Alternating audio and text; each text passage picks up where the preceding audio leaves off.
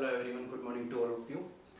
आज हम लेके आए हैं आपके लिए एक और important application of Gauss theorem, that is the electric field due to a uniformly charged thin spherical shell. एक थिन स्फेरिकल सेल हमने यहाँ पे मानी है और इसकी वजह से हम अलग अलग पॉइंट पर इलेक्ट्रिक फील्ड यहाँ पे फाइंड आउट करेंगे with the help of Gauss theorem. ठीक है, तो स्टेप आपको मालूम है। पहला स्टेप गॉसियन सरफेस चूज करना है, दूसरा स्मॉल एरिया एलिमेंट सेलेक्ट करना है, फिर फ्लक्स निकालना है उस एरिया एलिमेंट का, फिर टोटल फ्लक्स निकालना है with the help of integration method. उसके बाद अप्लाई करनी है गॉस थ्योरम एंड कंपैरिजन करके हमें इलेक्ट्रिक फील्ड फाइंड आउट करनी है। यही मेथड मैंने फर्स्ट एप्लीकेशन और सेकंड एप्लीकेशन यानी स्ट्रेट वायर में भी लगाए थे और हमने इनफाइनाइटली प्लेन सीट में भी ये स्टेप्स यूज किए हैं। तो दोनों में सेम स्टेप्स यूज किए हैं और यही 4-5 स्टेप हम इसमें यूज करेंगे स्फेरिकल सेल के लिए। ये थोड़ा सा कॉम्प्लिकेटेड है क्योंकि अलग अलग पॉइंट पर बोला है मैंने, तो वो पॉइंट बाहर भी हो सकता है, अंदर भी हो सकता है और ऑन द सरफेस भी हो सकता है। तो हम स्टेप वाइज चलेंगे। सबसे पहला केस मैंने कौन सा माना है, point lie outside the spherical shell, यानी एक ऐसा पॉइंट हमने लिया है जो कि स्फेरिकल सेल से बाहर की तरफ हो। ये मैंने एक स्फेरिकल सेल लिया है, सर्कल नहीं, एक स्फेरिकल सेल लिया है जिसका रेडियस कितना माना है मैंने, कैपिटल R। ठीक है, और चार्ज आपको मालूम है uniformly spread on the surface of shell. अब मान लीजिए पहला स्टेप, एक पॉइंट चूज करते हैं। ये मैंने एक पॉइंट ले लिया P नाम का और जिसका डिस्टेंस कितना है सेंटर से, कैपिटल R। तो आपको साफ तौर पे नजर आ रहा है ये कौन सा केस बन गया, ये केस बन गया हमारा स्मॉल r यहाँ पे ग्रेटर है किससे, कैपिटल R से। Small r is greater than capital R। Okay, अब हमारा step number 1, choose a Gaussian surface. अब स्फेरिकल सेल का तो गॉसियन सरफेस एक स्फेयर ही होगा।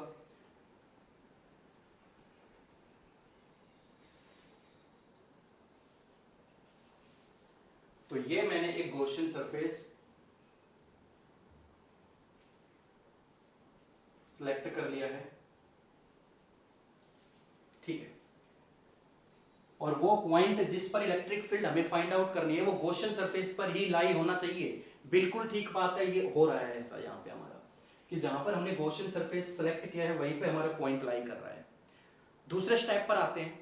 दूसरा स्टेप क्या है कि break down the complete Gaussian surface into small area element.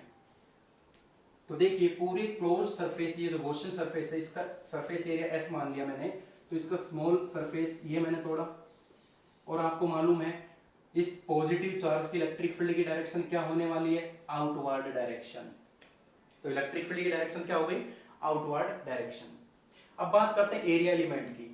इस पूरे सरफेस का एरिया है S, तो ये इसकी डायरेक्शन क्या हो जाएगी, प्लेन ऐसा है इसका, तो प्लेन के परपेंडिकुलर जो डायरेक्शन होगी वो किसकी होगी, स्मॉल एरिया एलिमेंट की।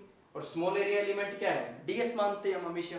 तो यहां से साफ तौर पे मालूम चल रहा है कि ds की डायरेक्शन और E की डायरेक्शन सेम डायरेक्शन है, तो दोनों के बीच का एंगल क्या लिया जाएगा, 0 डिग्री।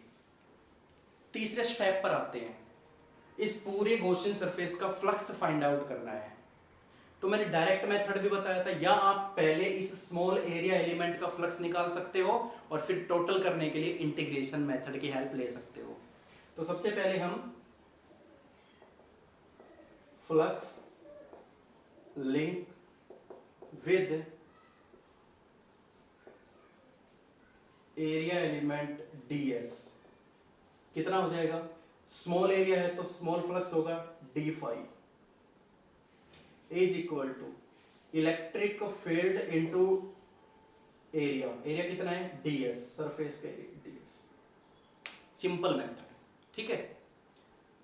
अब हम इसको सोल्व करेंगे तो d फाई कितना आएगा, इसका वेक्टर फॉर्म को हटाइए तो e ds cos 0 डिग्री, और cos 0 कितना होता है 1, तो ये हो जाएगा e into ds। Small flux आ चुका है इस एरिया एलिमेंट की वजह से। बात आती है कि पूरा टोटल फ्लक्स हमें फाइंड आउट करना है गॉसियन सरफेस का। तो टोटल फ्लक्स के लिए बच्चों क्या हो जाएगा,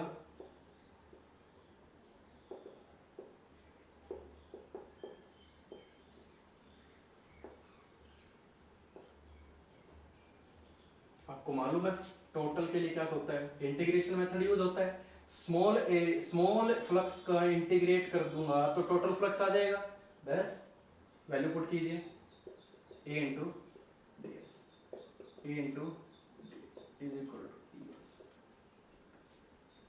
सिंपल, ये हम कर चुके हैं। पहले में भी रिजल्ट यही आया था, दूसरे एप्लीकेशन में भी रिजल्ट यही आया और तीसरे केस में भी रिजल्ट यही आया है आपका a इंटू एस। अब जरा ये बताइए कि phi is equal to E into S का मतलब सरफेस एरिया, और ये कैसी शेप है, स्फेरिकल, तो क्या हो जाएगा 4 पाई आर स्क्वायर। एक बात याद रखना, स्मॉल आर है क्योंकि हमें जहां पर इलेक्ट्रिक फील्ड फाइंड आउट करनी है उस पॉइंट की सेंटर से डिस्टेंस कितना है, स्मॉल आर। तो गॉसियन सरफेस का रेडियस कितना हो जाएगा यहां से यहां तक, स्मॉल आर। तो यहाँ पे ये हमारा फ्लक्स आ चुका है, दैट इज सेकंड। ये हमारा तीसरा स्टेप था। चौथा स्टेप है apply the Gauss theorem and compare with this flux. तो देखिए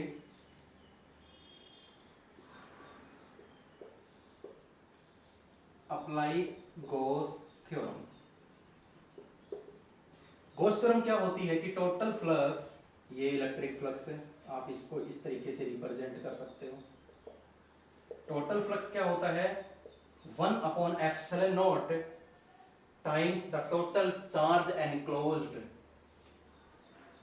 by the Gaussian surface। अब मुझे ये बताइए, पॉइंट यहाँ पे रखा है तो गॉसियन सरफेस के अंदर कितना चार्ज है, चार्ज तो उतना ही है जितना इस स्फेरिकल सेल का है, और इस स्फेरिकल सेल के ऊपर मैंने कितना चार्ज प्रोवाइड करवा रखा है, वो मैं कैपिटल क्यू मान लेता हूं। तो ये क्या हो जाएगा, कैपिटल क्यू। अब कंपेयर करवा दीजिए जरा, मैंने पहले भी आपको बताया था बच्चों, ये मेहनत करके निकाला है हमने और ये फ्री में, गॉस थ्योरम में भी फ्री में दे रही है। कंपेयर कर दीजिए second and third, what will be the result, देखिए क्या आएगा, that is E into 4 pi R square is equal to Q upon epsilon naught. E find out करना है तो ये नीचे चला जाएगा, 1 upon 4 pi epsilon naught Q upon are square. तो एक रिजल्ट तो आपके पास ये आता है, ये वाला, ये इलेक्ट्रिक फील्ड आ गई किस चीज की, एक पॉइंट की। वो पॉइंट कहां है, आउटसाइड द सेल। तो अगर एक सेल के बाहर की तरफ कोई पॉइंट रखा जाए तो उसकी इलेक्ट्रिक फील्ड कितनी आती है, 1 upon 4 pi epsilon naught Q upon are square. और आपको थोड़ा सा याद है ये रिजल्ट किसका होता है, 1 upon 4 pi epsilon naught Q upon are square. ये होता है electric field due to a single point charge. तो अगर कोई पॉइंट बाहर रखा हुआ है स्फेरिकल सेल के, तो वो भी किस तरीके से एक्ट करेगा, electric field due to single point, वो स्फेरिकल सेल किस तरीके से एक्ट करेगी, सिंगल पॉइंट चार्ज की तरह। तो यहां से ये प्रूव होता है, अगर इस तरीके से क्वेश्चन पूछ लिया जाए तो।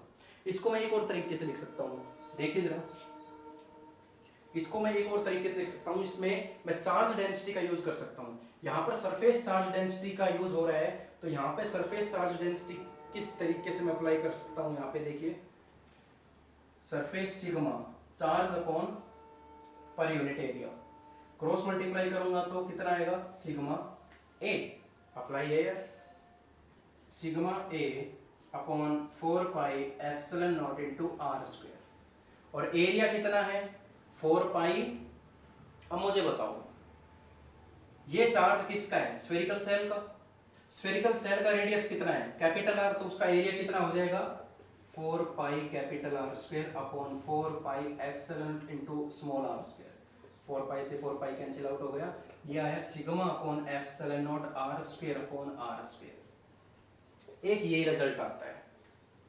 तो थोड़ा सा ध्यान से करना इसको। स्टेप वही है, सबसे पहले जहां पे हम पॉइंट लेते हैं वहां पे गॉसियन सरफेस एज्यूम करते हैं। दूसरा स्टेप वहां पर स्मॉल एरिया लेते हैं। तीसरा स्टेप उसका फ्लक्स निकालते हैं। चौथा स्टेप टोटल फ्लक्स निकालते हैं इंटीग्रेशन की हेल्प से। पांचवा स्टेप चार्ज डेंसिटी हम निकाल सकते हैं, और छठा स्टेप गॉस थ्योरम अप्लाई करके इन दोनों इक्वेशंस को कंपेयर करवा देंगे, आंसर हमारे पास आ जाएगा। हमने यही किया है बाकी दोनों एप्लीकेशंस में, और इसमें भी हमने यही किया है। क्लियर? अब चलते हैं दूसरे स्टेप की तरफ। ये था हमारे दो रिजल्ट आए हैं, और ये वो रिजल्ट आए हैं जब पॉइंट आउटसाइड होता है। अब हम देखते हैं कि अगर पॉइंट ऑन द सरफेस अगर मैं रख दूं तो किस तरीके से हमारा आंसर आता है। Point lie on the spherical shell, ये हो जाएगा ऑन द स्फेरिकल सेल। तो डायग्राम भी कुछ इस तरीके का आएगा हमारा। देखिए, एक हमने ये स्फेरिकल सेल ली थी और इस पर चार्ज हमने दिया था, ठीक है। इसका रेडियस कितना था, कैपिटल आर। अब हमने क्या करना है कि वो पॉइंट सरफेस के ऊपर ही मानना है, पी पॉइंट, और सेंटर से उस पॉइंट की दूरी हम क्या लेते हैं, स्मॉल आर। तो ये केस हमें कौन सा बताता है, ये केस देता है कि small R is equal to capital R, ठीक है। अब जरा देखिए कि बाहर जो पॉइंट था उसका जो गॉसियन सरफेस था वो उतना ही तो चार्ज एनक्लोज्ड कर रहा था जितना इस सेल के ऊपर था, ठीक है। तो देखिए, आउटसाइड पॉइंट इलेक्ट्रिक फील्ड कितनी आई थी हमारी, 1/4 pi epsilon naught Q upon r, और sigma upon epsilon naught are square upon are square. ये दो रिजल्ट अभी अभी हमने फाइंड आउट किए। अब हम करना चाह रहे हैं ऑन द सेल। तो ऑन द सेल कितना आ जाएगा, कंप्लीट करने की जरूरत नहीं है, ये हमें मालूम है कि जब पॉइंट बाहर था तो इलेक्ट्रिक फील्ड हमारी ये आ रही थी, लेकिन जैसे ही पॉइंट थोड़ा सा डिस्टेंस कम हुआ, आर डिस्टेंस पे मैंने रखा, दोनों आर इक्वल हुए, तो ये केस आप इन इलेक्ट्रिक फील्ड में अप्लाई कर सकते हो। तो देखिए क्या बनेगा, E is equal to 1/4 pi epsilon naught, Q ही चार्ज वही एनक्लोज कर रहा था, क्यू चार्ज ही ये एनक्लोज कर रही है पूरी सेल जब पॉइंट यहाँ पे आया, upon R small R, and small R is equal to the capital R. तो बस ये चेंज हो जाएगा। एक और, इसमें अगर आप ये केस अप्लाई करते हो तो capital R upon small R किसके बराबर है, capital R, cancel out, sigma upon epsilon. Simple सा ही रिजल्ट है, आपको कंप्लीट करने की जरूरत नहीं है। पहला केस आपने कंप्लीट कर लिया बढ़िया तरीके से, दूसरा और तीसरे केस में आप सिंपल स्पेशल केस लगा सकते हो, ठीक है।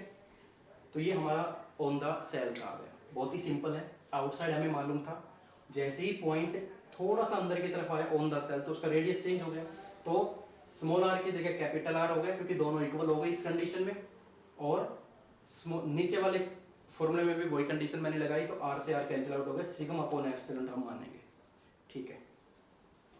अब हम करते हैं हमारा तीसरा,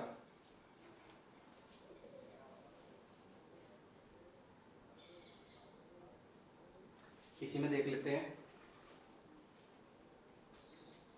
तीसरा केस हमारा आएगा इनसाइड द स्फेरिकल सेल।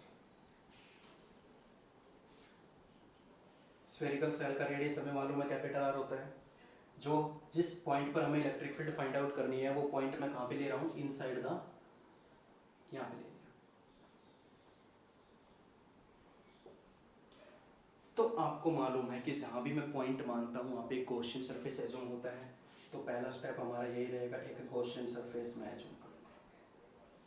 ये हमें मालूम है आर है, तो यहाँ से साफ तौर पे मालूम चल रहा है कि जो कैपिटल आर है अब की बार capital R greater than small r हो रहा है। बट एक सबसे इम्पोर्टेंट स्टेप, और ये खेल, इसका खेल खत्म हो जाएगा। आपको मालूम है कि जो चार्ज है ना, चार्ज वो सरफेस पर आया हुआ है inside the spherical shell, electric field zero है क्योंकि पॉजिटिव चार्ज की इलेक्ट्रिक फील्ड की डायरेक्शन क्या होती है, आउटसाइड, ये डायरेक्शन होती है। बट इनसाइड आप सीधा लिख सकते हो, इनसाइड द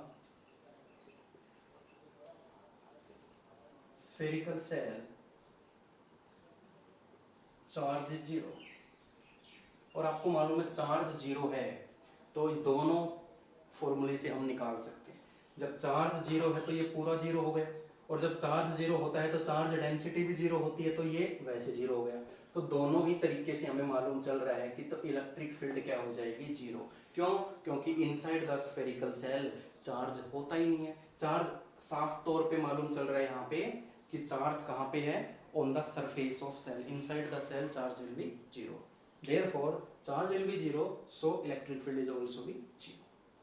तो ये 3 केस करने के बाद अब आती है बारी इसके ग्राफ की। अब हम ग्राफ देखेंगे।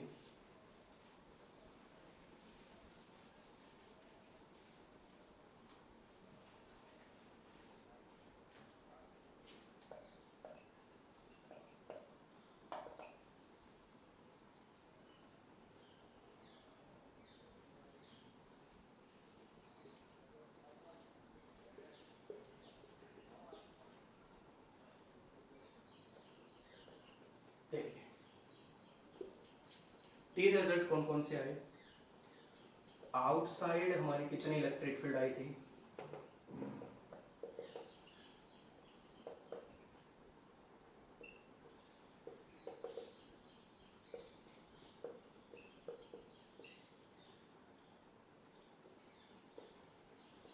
ऑन द सेल हमारी इलेक्ट्रिक फील्ड कितनी आई थी, या कह सकते हो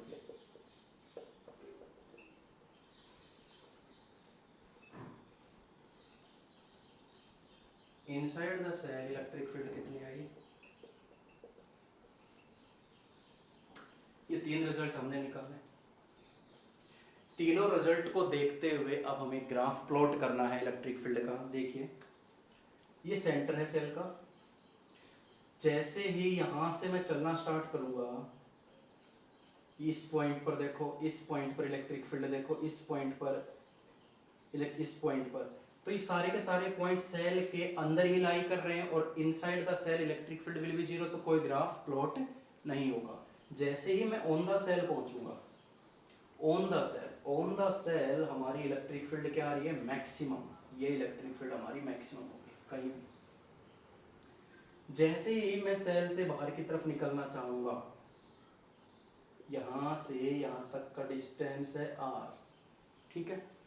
अब देखिए जैसे ही मैं सेल से बाहर की तरफ जाना चाहूंगा, इलेक्ट्रिक फील्ड क्या होती है, इलेक्ट्रिक फील्ड ये देखिए r के इनवर्सली वेरी कर रही है। अगर r बढ़ाता जाऊंगा तो इलेक्ट्रिक फील्ड कम होती चली जाएगी, तो जैसे जैसे मैं r को और आगे की तरफ बढ़ाऊंगा इलेक्ट्रिक फील्ड डिक्रीज होती जाएगी।